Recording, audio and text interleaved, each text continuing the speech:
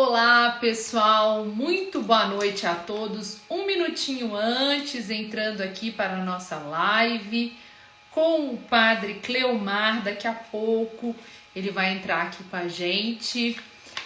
Olha, hoje é um tema denso, mas é um tema maravilhoso, que é a encíclica Ingrid. Tá me escutando, já que você entrou? Tá me escutando bem hoje? Tá me escutando? Aí, tudo bem? Então, hoje é um tema maravilhoso, que é a encíclica do Papa, Fratelli Tutti, somos todos irmãos, né? Olá! E o Padre Cleomar já entrou. Olá, Padre, tudo bem? Seja bem-vindo. Tá me escutando bem, Padre? Olá, tudo bem, Lúcia? Tudo bom? Sejam bem-vindos. Então eu vou só treinando um pouquinho aqui o áudio para ver se está funcionando, todo mundo está me escutando bem. E agora que apareceu para o YouTube, para o Instagram, convidando o pessoal. Olá, Padre! Olá, Cris! Tudo bem? Seja bem-vinda! Então, o Padre Cleomar, ele é diretor territorial do Reino Christi, é um padre iluminado e vai aprofundar com a gente aqui na encíclica do Papa Francisco, que é a Fratelli Tutti. Eu achei tão lindo essa parte aqui que o Papa escreve de São Francisco de Assis. Escrevia, ele fala desse jeito, São Francisco de Assis, dirigindo a seus irmãos e irmãs para lhe propor uma forma de vida com sabor do Evangelho. Destes conselhos, quero destacar o convite a um amor que ultrapassa as barreiras da geografia e do espaço. Nele, declara feliz quem ama o outro, o seu irmão, tanto quando está longe como está junto de si.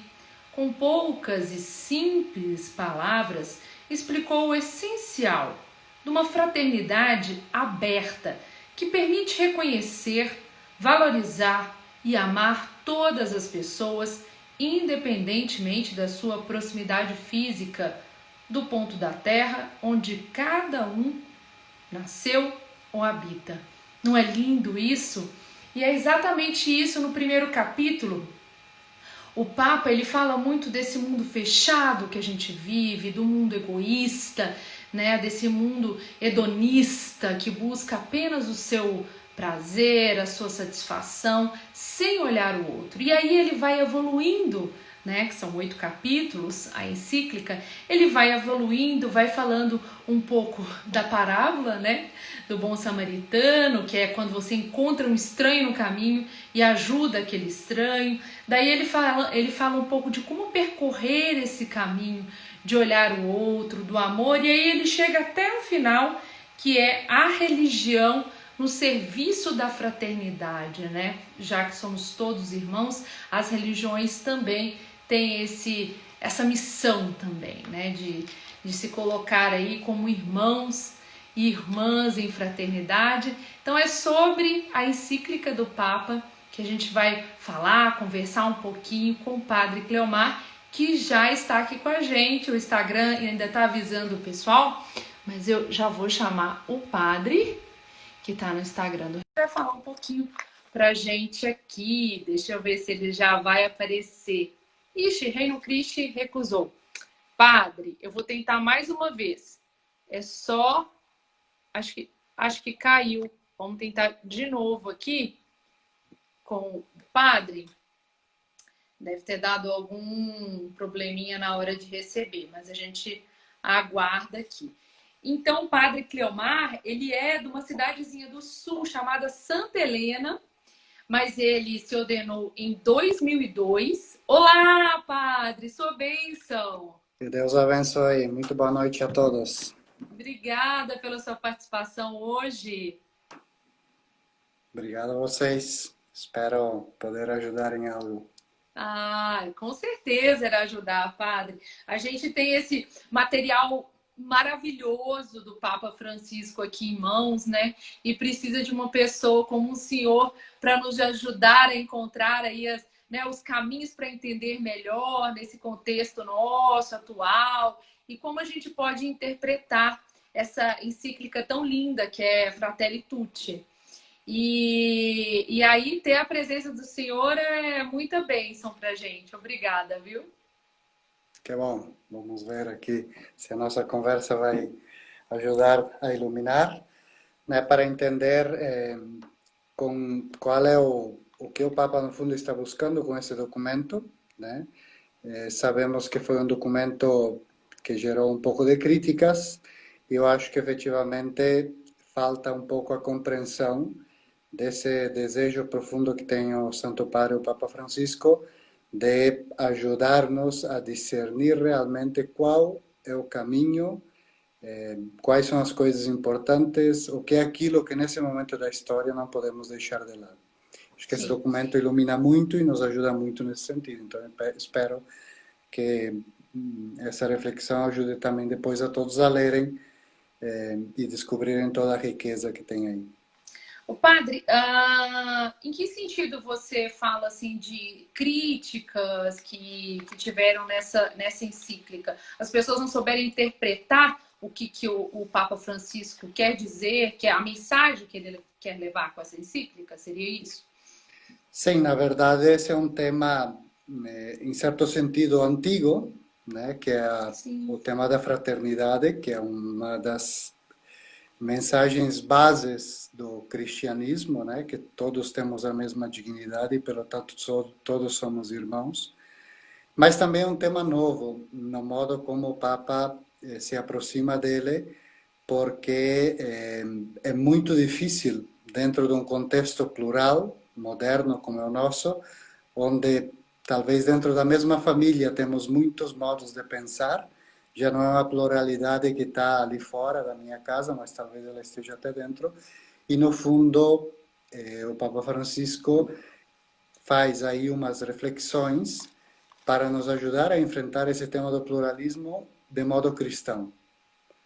sim. E obviamente é todo um esforço intelectual, todo um esforço de traduzir os princípios do Evangelho a esse tema e um esforço novedoso, um esforço muito meritório, pelo menos pela compreensão que eu tive do documento, mas que efetivamente nem todo mundo é capaz de entender, nem todo mundo é capaz de deixar as próprias categorias intelectuais que dão segurança, né? Muitas vezes categorias muito fixas de interpretação, ou você é de direita, ou você é de esquerda, ou você é conservador, ou você é liberal, e aí entra todo um problema.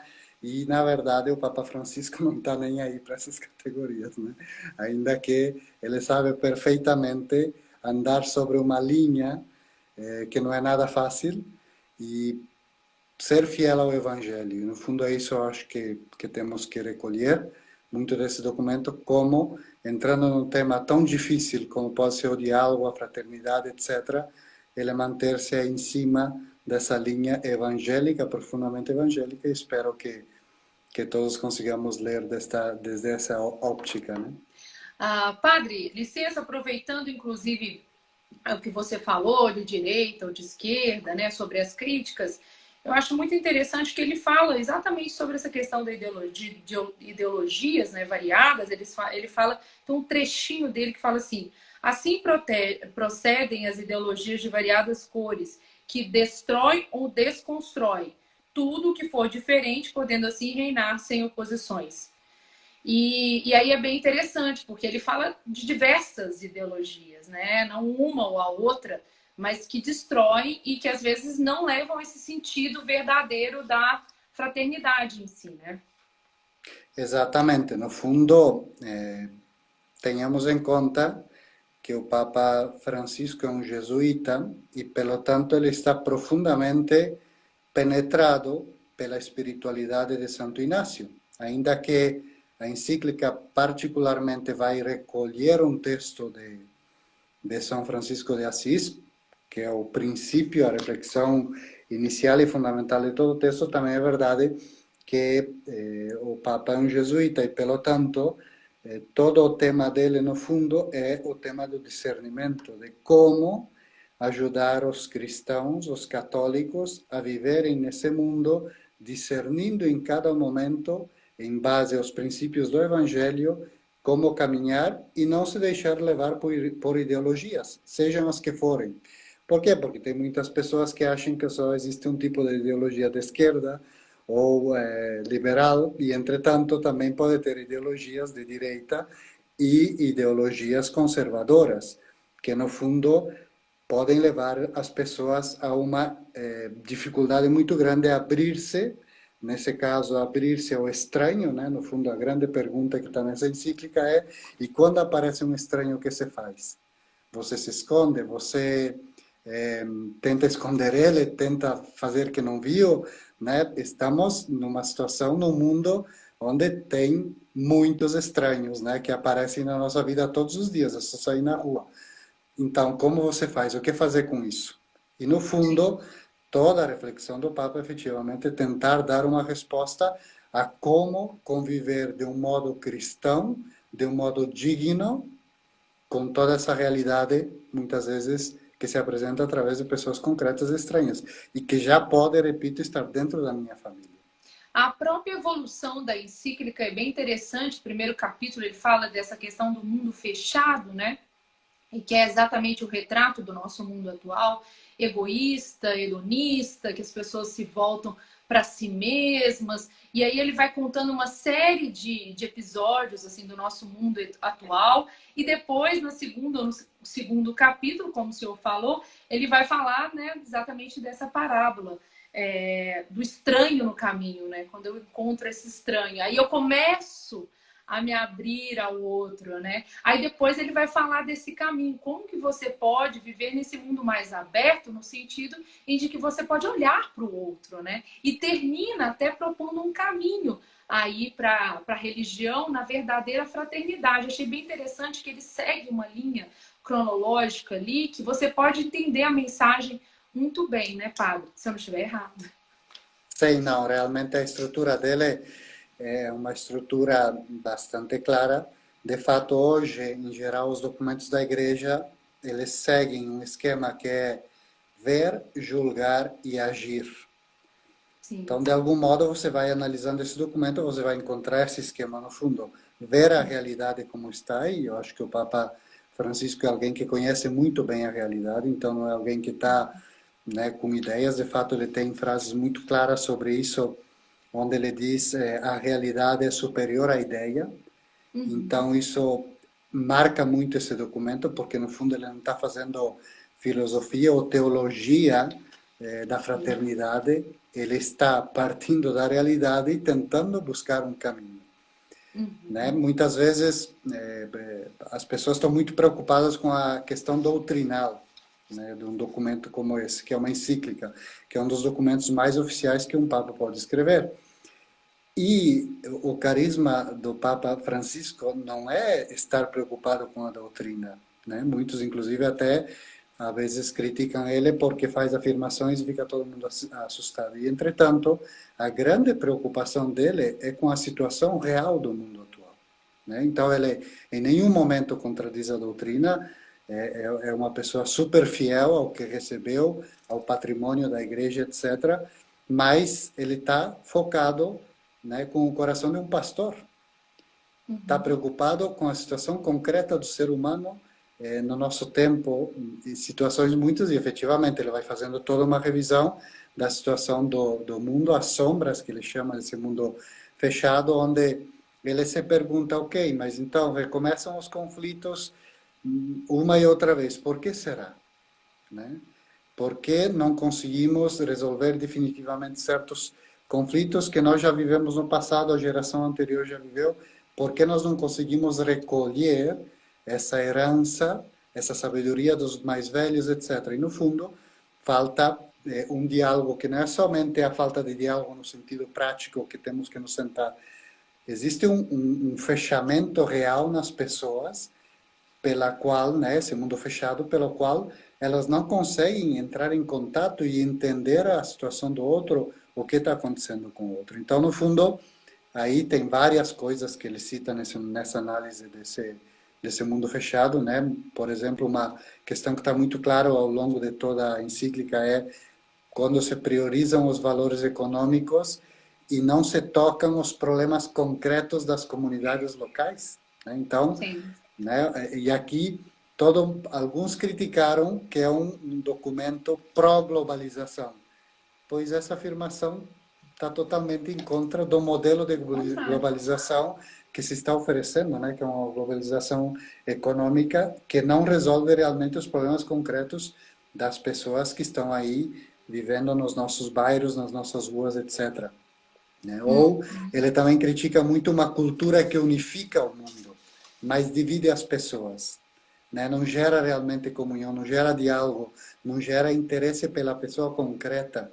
Né? Então ele tem frases muito belas, porque diz, somos vizinhos, mas não somos irmãos. De que serve? Né? Cada vizinho pode viver a sua vida isolado e nós estamos chamados a ser irmãos.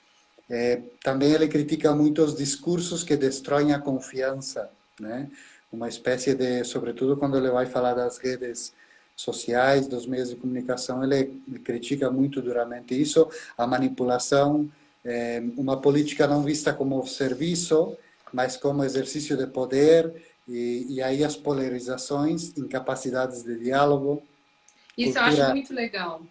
Eu achei bem interessante. Eu até anotei uma frase que ele fala aqui, que ele fala que está escrito, né, que o que Francisco falava e que ele não fazia essa guerra dialética, né, impondo doutrinas, mas Francisco comunicava principalmente o amor de Deus, compreendendo que Deus é amor e que permanece no amor e quem permanece no amor permanece em Deus. Achei bem interessante essa reflexão que ele faz.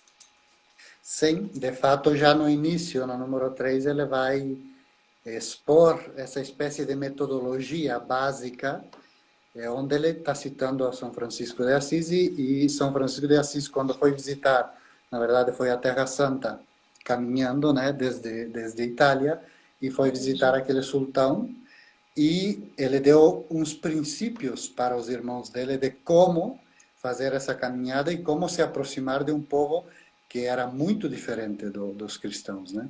E ele dizia, não negar a própria identidade, então o cristão ele tem que ter a identidade clara, ele tem que se formar, o Papa não é ingênuo, né? Ele não está dizendo agora é tudo diálogo, tudo não, aqui a identidade é clara e não temos que negar a nossa identidade, e lá vai São Francisco de Assis, pobre, de pés no chão e tal, umas sandálias muito simples, caminhando todos aqueles quilômetros com o hábito dele, né, as vestes que ele tinha, muito pobres, mas como cristão, né? E depois não fazer litígios nem contendas, né? Sim. Então não se trata de ir com uma atitude aguerrida, de querer enfrentar, de querer discutir, de querer mostrar que o outro está errado, etc., né? E gerar toda uma situação complicada.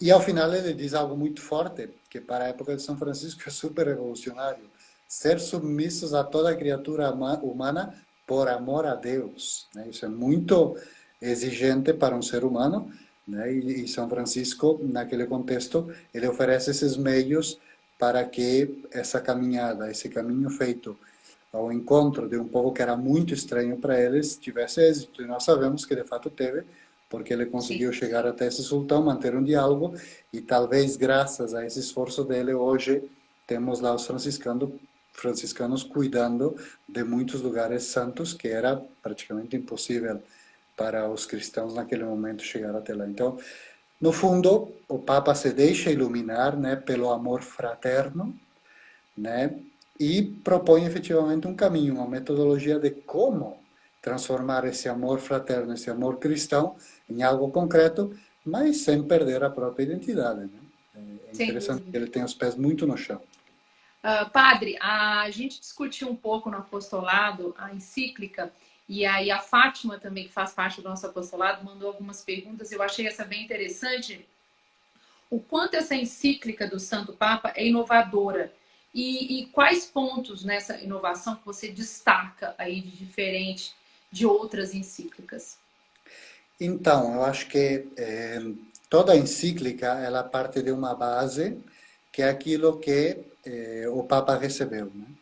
E ele recebeu, obviamente, a fé católica, né? Então, nesse sentido, não é que tenha uma temática super nova, enquanto que todos os princípios, se nós tivéssemos que ir analisando ela e recolhendo todos os princípios que estão aí, né, vamos Ela é muito grande, é um livro, né? Efetivamente, é muito grande, mas em base são os princípios da doutrina social da igreja, são os princípios de uma reflexão mais espiritual sobre o amor fraterno, de vidas de santos, de muitas coisas. Aí tem todo um conteúdo que é patrimônio da nossa fé, patrimônio da igreja.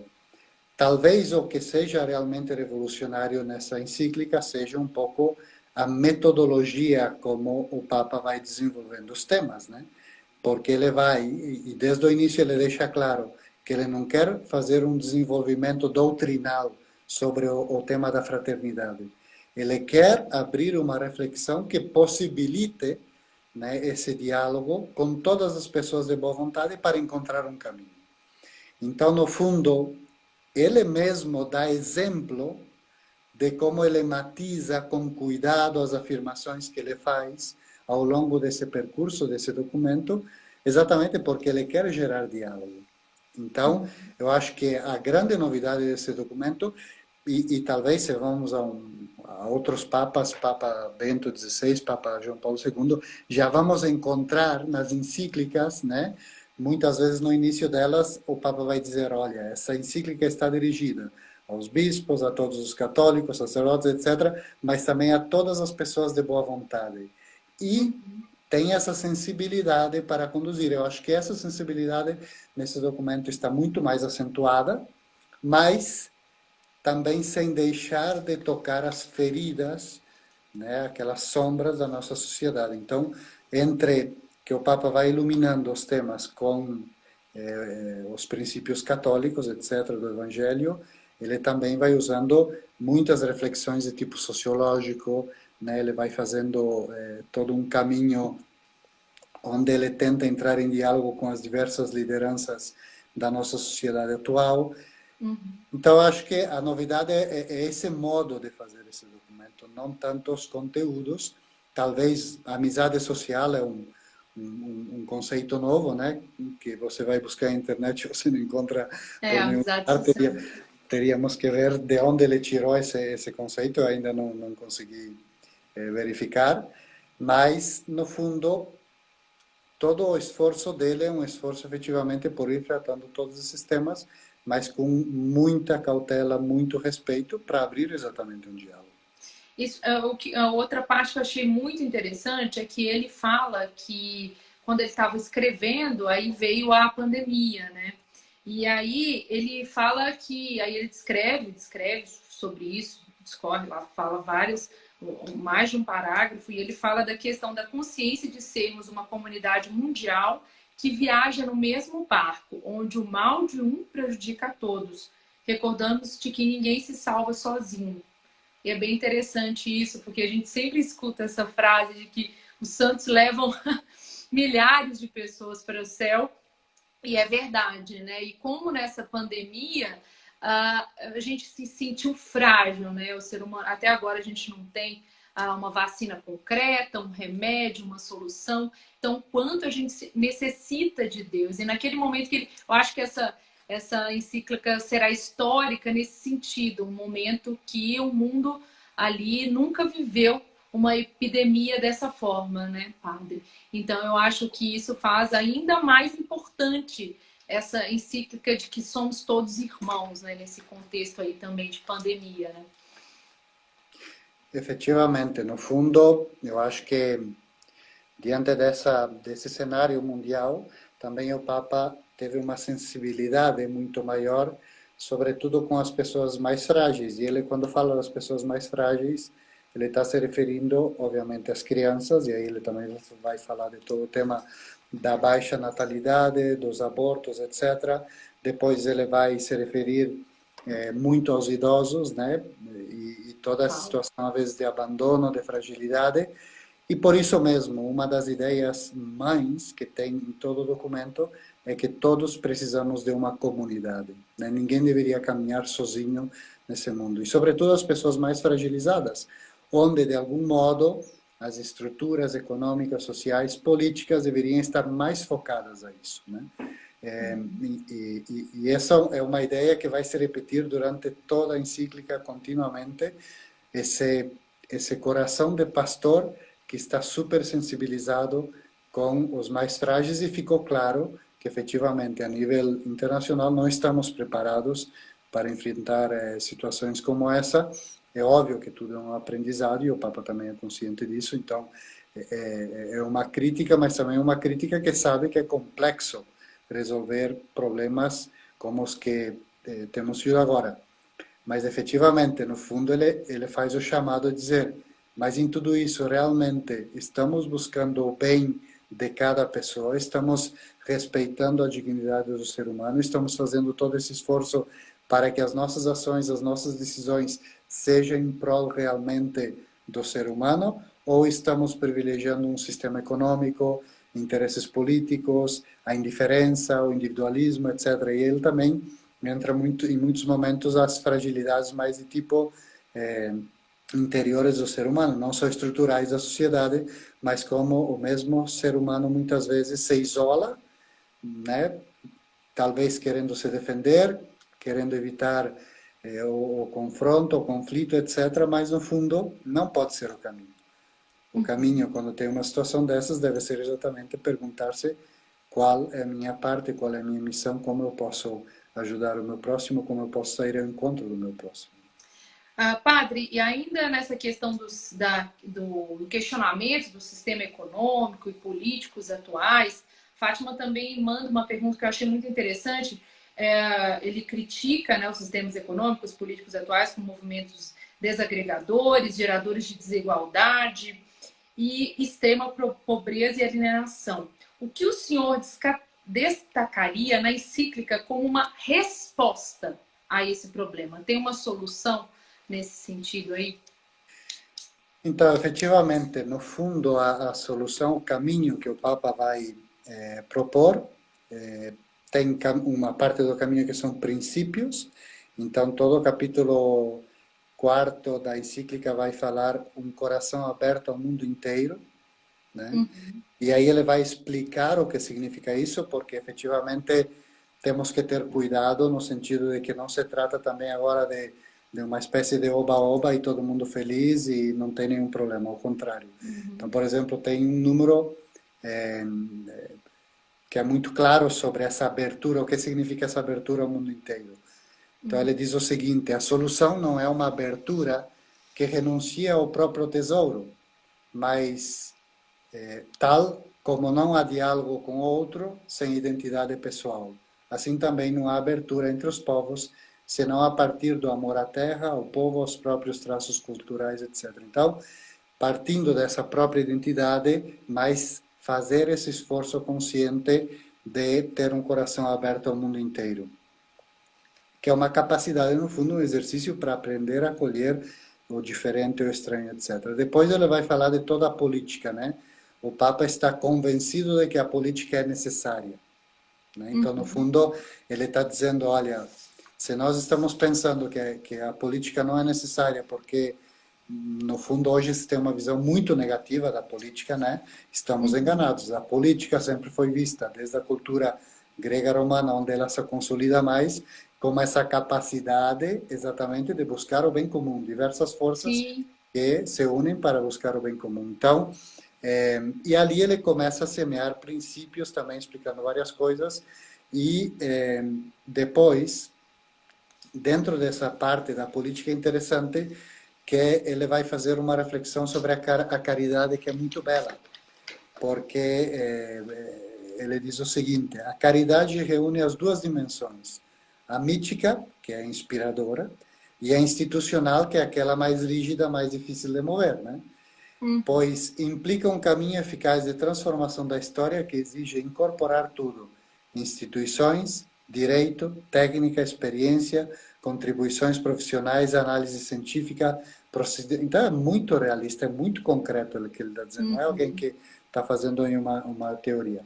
Porque então, assim, só voltando um pouquinho, ali ele fala, seria exatamente a solução, essa política, que na realidade a gente precisa se envolver nessa política, mas essa política que começou com realmente trazer o bem comum, como um serviço público, né? Ao contrário do que a gente vê hoje, não preciso nem citar aqui, mas a realidade é voltar para uma política que vê o bem comum, né?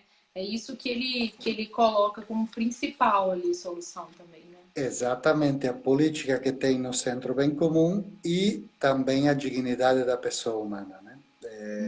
É interessante que em vários momentos ele vai voltar a falar da dignidade da pessoa humana. De nada serve uma política que busca, de algum modo, ou simplesmente o consenso, né, de qualquer jeito, etc., mas que não considera o bem das pessoas concretas, na sua dignidade.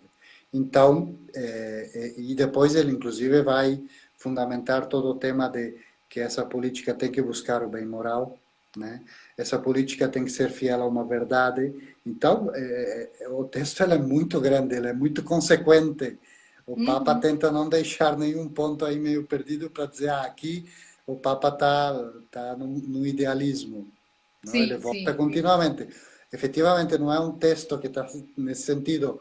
Talvez gostaríamos que viesse pergunta e resposta continuamente, mas dado que ele está fazendo um esforço de diálogo, é outro sistema. E nós temos que ir encontrando aí no meio do texto todos esses aspectos e um vai completando o outro. Eu sinto que muitas vezes nós colocamos em contradição princípios, né? Por exemplo, um momento ele vai falar da, da, da propriedade privada e que é um princípio, né? Todos devem ter direito a uma propriedade, etc., privada, mas que ele está supeditado ao princípio da distribuição universal dos bens. Uhum. E é fácil de pôr esses dois princípios em contradição, né? Então, eu tenho Opa, minha...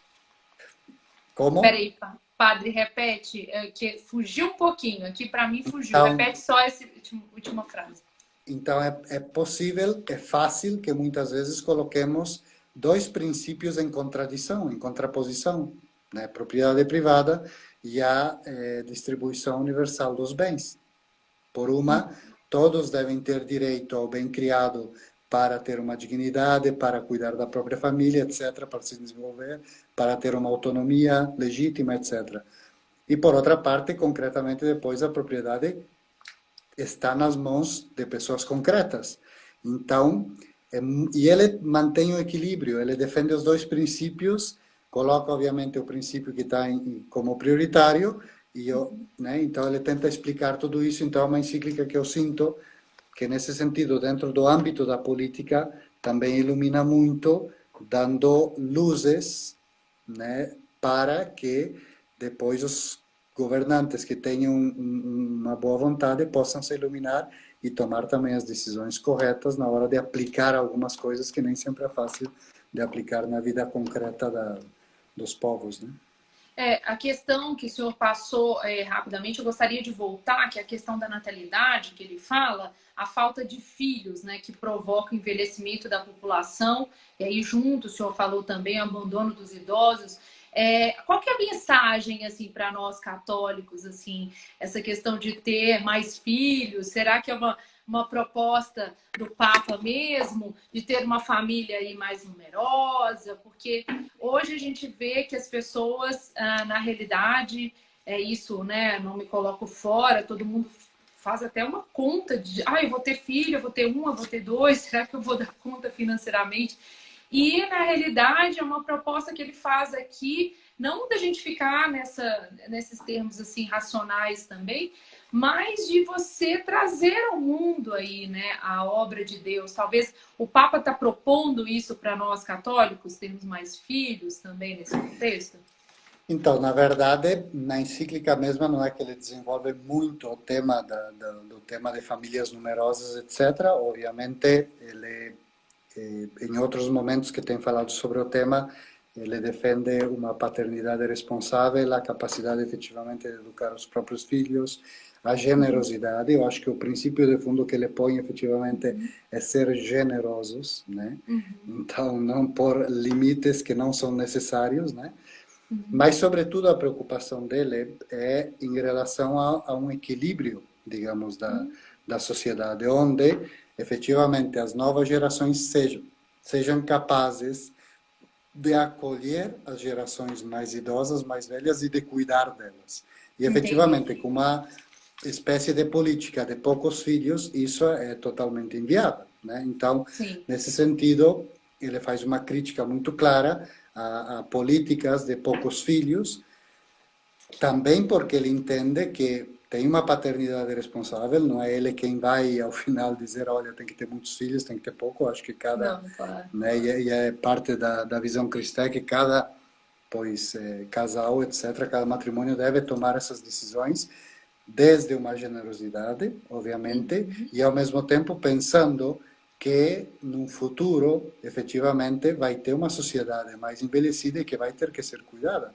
E ele, Sim, nesse sentido, se vê que tem uma sensibilidade muito grande aos idosos. sim, Também porque ele entende que exatamente esse cuidado do idoso na família que promove que as novas gerações acolham os valores, acolham os princípios, acolham a sabedoria dos mais idosos. Então aí uhum. tem um esquema que talvez seja mais de tipo sociológico, né, que ele Uhum. usa para defender efetivamente, no fundo, aquela que é a doutrina perene da Igreja Católica, mas e que é evangélica com certeza, né? Uhum. E que no fundo ele está aplicando a esse momento histórico onde de fato já tem muitos idosos abandonados, sozinhos, né? E que se tivéssemos mais jovens, com certeza estariam mais cuidados, mais acompanhados e também porque é essa convivência na família das gerações que vai propiciar a acolhida também dos valores, da sabedoria, etc. E qual que é a relação que o senhor coloca entre outras encíclicas do Papa? Dá para fazer alguma relação nessas outras encíclicas com a última encíclica do Papa? O que, que ele modificou? O que, que traz de semelhança ali? Dá para fazer uma análise em si? Padre? Sim, eu acho que tem um contínuo, né? Já a primeira encíclica dele, sobre a alegria do Evangelho, ela traz uma visão das relações humanas, né? Ela está muito focada nessa alegria do Evangelho, mas que no fundo depois tem que ver muito com essa capacidade de diálogo com o mundo, de acolher, de abrir-se, etc. Né? Então ali tem todo, ela é muito mais dirigida aos católicos, obviamente, ela é muito mais dirigida a esse mundo que ele chama no fundo uma espécie de hospital que está num campo de batalha, né? E que, pelo tanto, a nossa preocupação tem que ser pelo homem concreto. Essa ideia está muito presente aqui, né? Da preocupação pelo ser humano concreto, fragilizado, sobretudo aquele que está mais fragilizado, que precisa de mais cuidado, etc. Né? E depois toda a preocupação com o bem do ambiente, etc., Laudato Si, mas também que é uma encíclica que, no fundo, Laudato Si está buscando também é uma espécie de reflexão de tipo social para um mundo sustentável, né? E, nesse sentido, outra vez, já ele, nesse caso, a preocupação talvez dele maior é essa sustentabilidade da fraternidade e da autêntica amizade entre os seres humanos como única via possível para que esse mundo seja um lugar que acolha de verdade o ser humano. E aí é interessante que ele vai destacar um princípio que já está muito presente em Bento XVI, em João Paulo II, que o amor é o único modo de realmente fazer justiça com o ser humano. Né? Não Uhum. existe outra possibilidade de tornar o mundo digno para o ser humano que não seja o amor, o caminho do amor. Sim, Né? sim. Achei bem interessante em relação às outras encíclicas que ele mesmo fala, né? Que na redação do Laudato Si ele teve uma fonte de inspiração, que foi o irmão Bartolomeu e o patriarca ortodoxo, que propunha com grande vigor o cuidado da criação. E aí ele fala que nessa encíclica ele vai se inspirar pelo encontro que ele teve com a irmã Ahmad Al-Tayeb, né? Com quem ele encontrou em Abu Dhabi. E aí ele fala que isso faz ele lembrar o quanto eles são iguais nos direitos, nos deveres, na dignidade, e o chamou para conviver em si como irmãos. Então ele fala que isso não trata só de um ato meramente diplomático, mas uma reflexão feita em diálogo e de um compromisso conjunto, né, do documento que eles assinam junto. Eu achei bem interessante isso, porque no nosso dia a dia, até a gente sentar com pessoas de diferentes opiniões, né? Pessoas que às vezes não têm as nossas mesmas opiniões ou também ou a mesma religião e ter um diálogo, uma conversa, né? De como fazer um mundo melhor. Eu acho que ali ele até fala com os próprios atos, né, padre? Com certeza, ele é parte de uma experiência, nesse sentido, o Papa Francisco, volto a dizer, ele é muito da experiência, do real, então ele sempre parte de experiências concretas, ele vai partir toda a encíclica da experiência de São Francisco, né?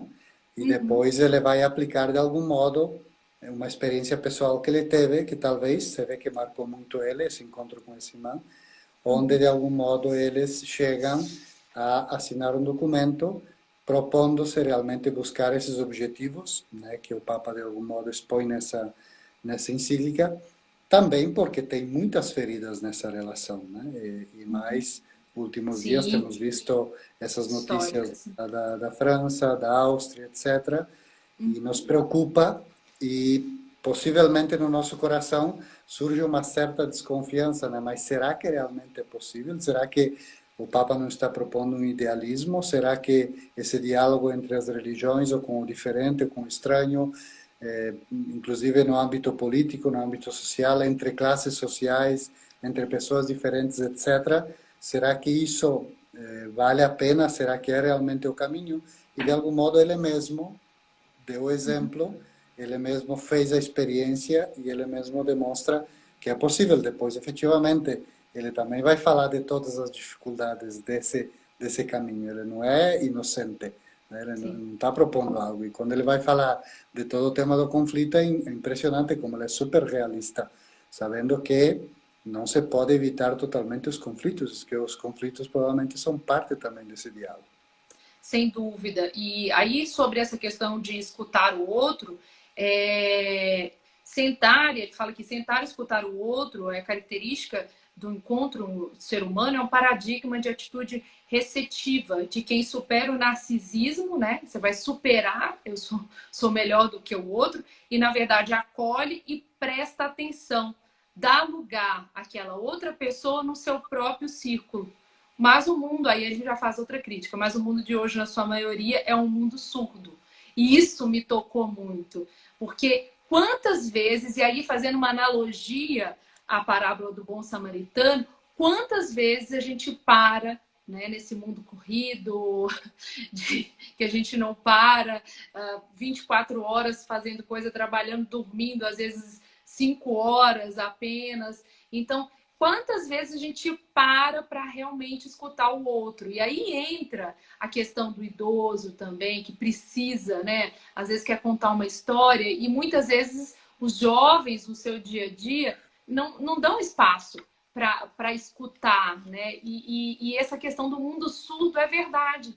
Porque muitas vezes a gente se preocupa apenas com a nossa rotina diária e não tem ouvidos para o outro. Então, trazendo para o nosso dia a dia, essa mensagem, até mesmo no nosso contexto, né, da família. Ele fala, é claro, que é fácil amar quem está do seu lado, ele pede para a gente amar até quem está do outro lado do mundo, mas a gente tem que pensar até na nossa família, no nosso dia a dia, se a gente escuta o outro, né, padre? Então, toda essa reflexão do Papa Francisco sobre o tema do diálogo, ela está fundamentada também em outro tema que é muito querido por ele, que é todo o tema do encontro. Como propiciar que se realizem autênticos encontros entre os seres humanos, né? Inclusive, no número que ele vai falar especificamente sobre o diálogo e a amizade social, ele vai dizer aproximar-se, expressar-se, ouvir-se, olhar-se, conhecer-se, esforçar-se por entender, procurar pontos de contato. Tudo isso resume no verbo dialogar. Para nos encontrar e ajudar mutuamente, precisamos de diálogo. Então, no fundo, o diálogo, nesse caso, é a possibilidade de encontro. E se o diálogo é criativo, ele é capaz, de algum modo, de integrar algumas diferenças. Não sei se todas, porque depois também é um processo longo e tem que ir pouco a pouco, tem que fazer todo o esforço, mas para gerar encontros, temos que ser profundamente criativos e ter a disponibilidade do tempo né? Uhum. Sem a disponibilidade interior de escutar, é impossível gerar encontros. E aí ela vai fazer uma crítica muito concreta, como muitas vezes estamos, né, ouvindo outro e já estamos pensando na resposta. Aí não tem diálogo, né? E é E, verdade. então essa reflexão que ele faz, ela é muito concreta no sentido que vai às atitudes do momento mesmo do diálogo, denunciando o que acontece dentro do ser humano. E outra vez, se não temos a serenidade e a calma para escutar, e aí entram toda, né, ele faz uma crítica muito forte aí das redes sociais, dos meios de comunicação que transformam esse contato em pura agressividade, em pura denúncia, em pura acusação um contra o outro, etc., inclusive com um vocabulário grosseiro, né? Então, tudo isso não é escuta, tudo isso é, no fundo, autoafirmação, né? É uma coisa totalmente anticristã, mas que às vezes acontece também conosco, incluindo aquele que fala, porque no fundo queremos defendermos, queremos agarrar-nos a certas coisas, e para dialogar temos que ter muita paciência, muita calma, e inclusive a nível político ele vai falar que se necessitam expertos em diálogo, né? Pessoas realmente que se dedicam a fazer aí o meio de campo e que talvez os cristãos poderiam ter uma função maravilhosa nesse sentido de aprender realmente a arte do diálogo, a arte do encontro, a arte de produzir reconciliação, né? Ele vai falar também de todo o tema da reconciliação, do perdão, etc., como algo que impossibilita, às vezes, o diálogo. Por que não escutamos? Por quê? Porque tem feridas que não foram resolvidas com verdade, tem queixas que não foram escutadas, tem situações que não se resolvem há muito tempo. E tudo isso impede, né, o diálogo e até leva, às vezes, as pessoas a atitudes agressivas. Sem dúvida. E eu acho interessante que ele citou Vinícius de Moraes, né? A arte do encontro. A vida é a arte do encontro, embora haja tanto desencontro pela vida, foi criticado, porque Vinícius coloca algumas coisas esotéricas nas músicas dele, mas o Papa está falando de uma verdade, né? Ali, que é aquela frase do Vinícius, e é verdade, a vida é a arte do encontro, embora haja tanto desencontro pela vida, mas as pessoas gostam de criticar tudo, né? Essa... Sim, sim, eu acho que aí tudo é criticável, mas a pergunta é se efetivamente as nossas críticas respondem à intenção que teve o Papa a usar esse tipo de citas, né? Esse tipo de textos. Exatamente. Né? O que ele está buscando com isso? Qual é o esforço dele? Qual é o objetivo dele? E eu acho que Exatamente. temos que ser humildes para tentar entender e compreender no melhor dos sentidos possíveis, né? E, com certeza, essa é a intenção do Papa de usar esses textos muitas vezes, mas, no fundo, provavelmente, se vamos aos papas anteriores, também vamos ver que, às vezes, eles citam textos de autores que nos escandalizariam. E o objetivo, efetivamente, é de gerar uma abertura, um diálogo, uma capacidade de compreensão. E porque muitas vezes, né, nós, os católicos, os cristãos, e essa também é outra ideia muito forte do Papa, e desde a origem do cristianismo, os primeiros escritores cristãos sabiam encontrar as sementes do verbo nas realidades humanas. E às vezes você vai ver que eles citavam autores que você diz, nossa, esse autor realmente era um sem vergonha, mas eles estavam citando porque ali tinha algum princípio de verdade, De realidade da época. exatamente, e de verdade, de beleza, de Sim, bondade, né? E não São Paulo também importa. nos dirá, efetivamente, nos dirá que temos que servir tudo e ficar com o que é bom. E esse é o Sim, esforço, né? sem Esse é o dúvida, sem esforço. dúvida. Agora, voltando na questão do bom samaritano, a Fátima também me ajudou aqui com algumas perguntas. Um beijo, Fátima, obrigada, viu? Ela fala que é extensamente tratado nessa encíclica que ações devemos praticar. Ela pergunta para sermos como o bom samaritano, ao invés de sermos como outros personagens da parábola que passaram ao largo do homem ferido, ignorando. Como que a gente pode colocar isso em prática, Paula? Então, no fundo, eu acho que o tema principal aí é exatamente essa disponibilidade interior para aquilo que é estranho, para colocar atenção, né? Aquilo que de repente sai ao nosso encontro E eu não estava preparado, eu não estava prevendo, eu ia fazer outra coisa, eu estava em outro mundo, eu tinha outros objetivos, eu tinha outras ocupações, outras preocupações, e de repente eu tenho que parar, né? E não só parar para algo que me atrai, porque de repente se é uma pessoa conhecida, se é uma pessoa que eu amo, se é uma pessoa, até é fácil, mas nesse caso era parar para alguém estranho e alguém Sim, provavelmente muito diferente dele. Então esse é o tema, né? A insistência do Papa efetivamente é um pouco essa, né? Como eu sou capaz de parar e atender algo que espontaneamente eu não faria, né? Que talvez naturalmente eu desviaria, eu não olharia, né? Típico, estamos às vezes no semáforo e vem alguém para pedir algo e você já vira a cara como que não quer nem dar atenção, nem fazer caso para que ele não se dê conta e não peça nada e não comece uma conversa. Pois essas são as questões, né? Como eu posso fazer-me acessível, como eu posso sair ao encontro, como eu posso estar mais atento, como eu posso, inclusive, encaixar coisas que, de repente, me produzem um pouco de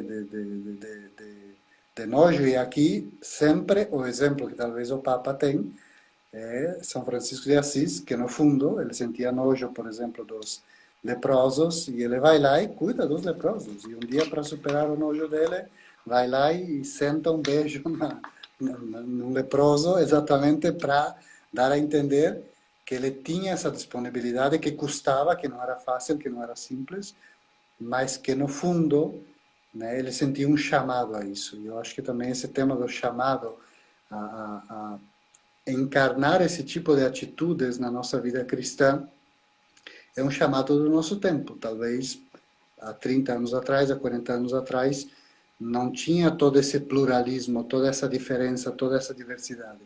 sim. E vivíamos a nossa fé muito mais tranquilos, né? Eu digo que as gerações anteriores tiveram que trabalhar muito mais, sofreram muito mais, mas eles não tinham o mundo complexo que hoje nós temos. Sim. E de algum modo, para viver num mundo complexo, você tem que aceitar e acolher a complexidade. Porque ignorar ela, dizer que não existe, ficar fechado, é muito, mas não acho que seja realmente a atitude do cristão. E, no fundo, esse é o esforço também do Papa Francisco de ajudar-nos a abrir os olhos e dizer, olha, aqui tem algo diferente, como vamos encaixar isso? Como vamos evangelizar esse mundo?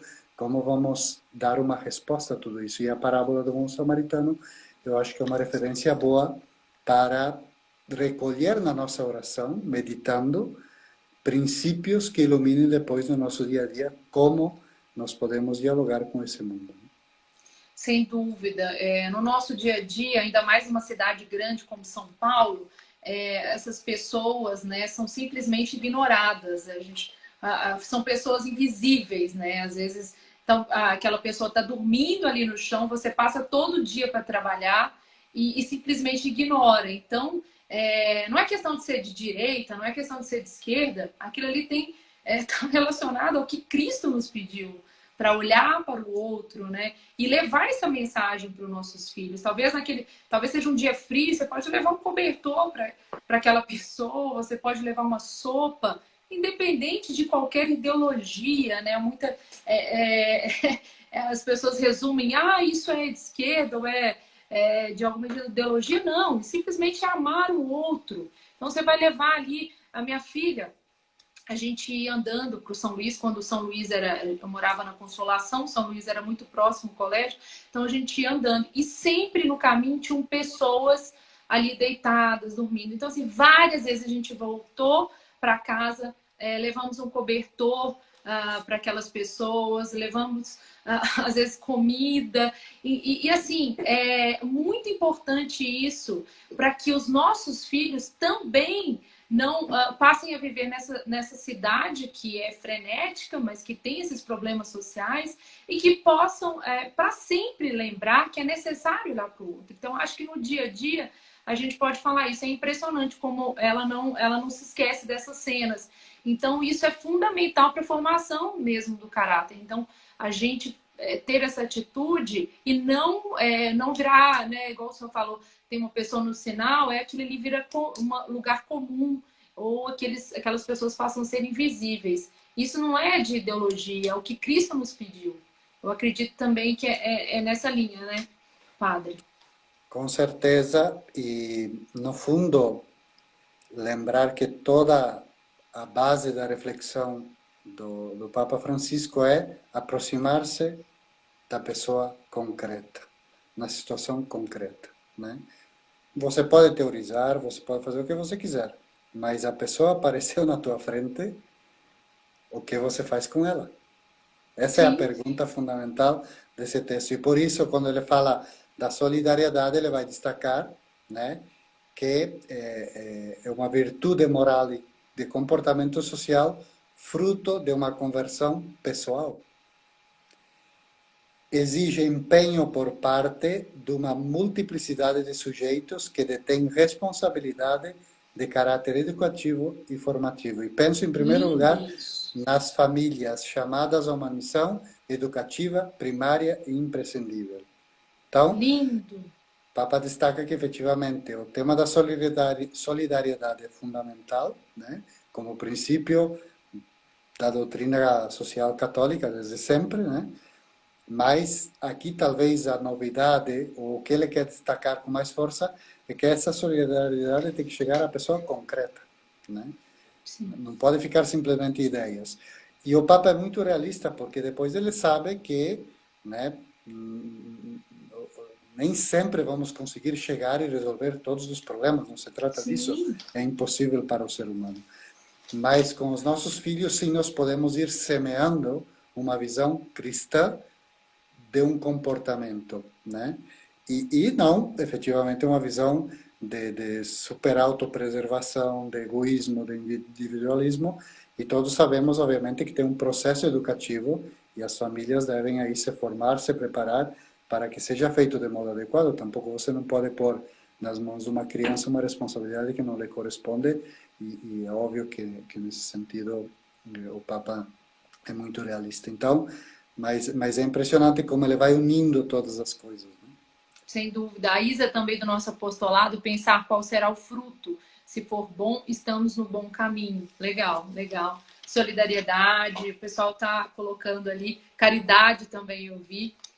Então, eu acho que a mensagem final ficou bem bonita agora, né, Padre? Você gostaria de resumir mais um pouco? E também eu gostaria de uma bênção do Senhor final para que a gente também, depois de tantos esclarecimentos, a gente não tem muito tempo, né? Pudesse, eu ficaria aqui várias horas conversando com o Senhor sobre esse assunto que estão dando para a gente tantos esclarecimentos maravilhosos. E aí, gostaria de fechar com uma frase que resume essa encíclica. Ousaria colocar uma frase, Padre? Então, eu acho que tem mais que uma frase, tem um texto que eu acho que é o fundamento antropológico, e que ele está citando, na verdade, João Paulo II, né? Que é um livro que tem João Paulo II, Pessoa e Ação, Uhum. e que é o fundamento, eu acho, lá, se vamos lá no fundo do coração do Papa, talvez esteja esse fundamento, que faz referência também a um texto do Vaticano II, né? No número 87 ele vai dizer: o ser humano está feito de tal maneira que não se realiza, não se desenvolve, nem pode encontrar sua plenitude, a não ser no sincero dom de si mesmo aos outros.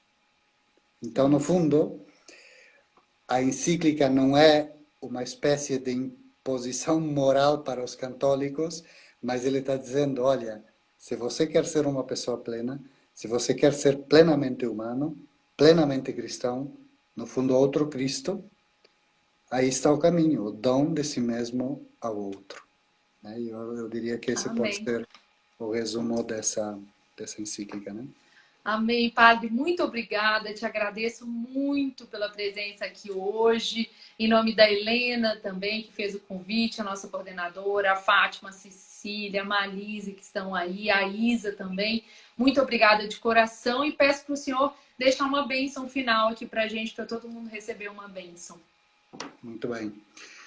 Agradeço a todos os que estiveram presentes e pedimos a Deus que é a todos nós, mas também a todos os católicos, a todas as pessoas de boa vontade, nos conceda a graça, o dom da generosidade, para fazer desse mundo um lugar mais luminoso, mais belo, mais verdadeiro, mais capaz de acolher a todos os seres humanos, de respeitar a dignidade de cada um e com toda a responsabilidade e com todo o esforço que isso implica. O Senhor esteja convosco.